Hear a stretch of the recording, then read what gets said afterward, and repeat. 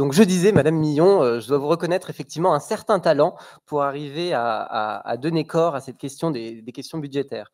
Avec votre énergie, vous parvenez à rendre vivantes les finances publiques et je pense que toutes et tous ici, nous savons combien ce n'est pas toujours chose facile.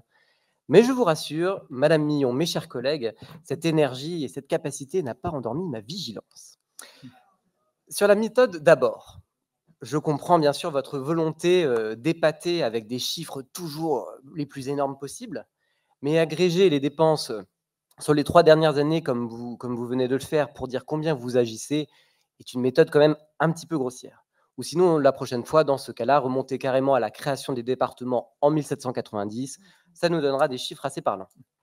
Donc oui, la CEA agit et elle mobilise de l'argent public. C'est le propre d'une collectivité. Si vous en êtes encore à vouloir prouver cette évidence, cela montre une certaine fébrilité.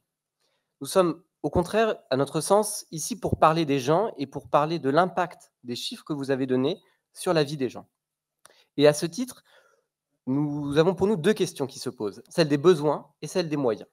Donc la première question d'abord, répondez-vous aux besoins les plus élémentaires de notre territoire? Permettez-nous d'en douter.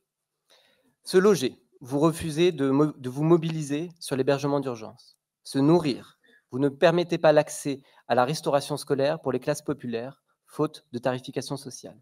Bien vieillir, vous dérégulez le prix des EHPAD pour ne pas y mettre plus d'argent. Bien travailler dans le social, vous retirez des moyens aux associations. Et je pourrais les multiplier, les exemples, et nous aurons l'occasion d'en donner plusieurs pendant la séance. Je vous entends déjà dire, mais Monsieur Cobrin, on ne peut pas tout faire. Et effectivement, je vous rejoins là-dessus. C'est vrai que vous ne pouvez pas tout faire, surtout si vous continuez à appliquer les mêmes recettes. C'est pourquoi j'en viens à ma deuxième question.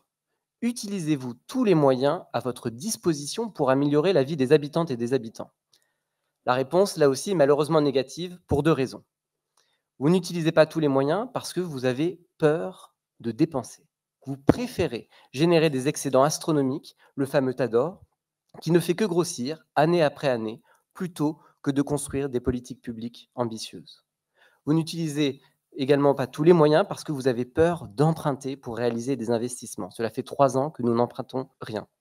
Vous préférez faire peser sur une année des investissements qui vont pourtant bénéficier à plusieurs générations. Et les orientations que vous venez de nous présenter confirment effectivement ce diagnostic. Les dépenses de fonctionnement sont stables, alors que la crise, il me semble, est partout, et l'emprunt baisse, alors que la transition écologique, c'est aujourd'hui ou jamais. Vous êtes finalement comme tétanisé face aux besoins, alors qu'il faut au contraire du courage pour regarder la réalité en face, et il faut de la détermination pour assumer pleinement nos responsabilités. Alors bien sûr, vous allez prétendre à qui veut l'entendre que vous gérez en bon père de famille. Mais quel père laisserait ses enfants à la rue? Quel père empêcherait ses enfants de se nourrir?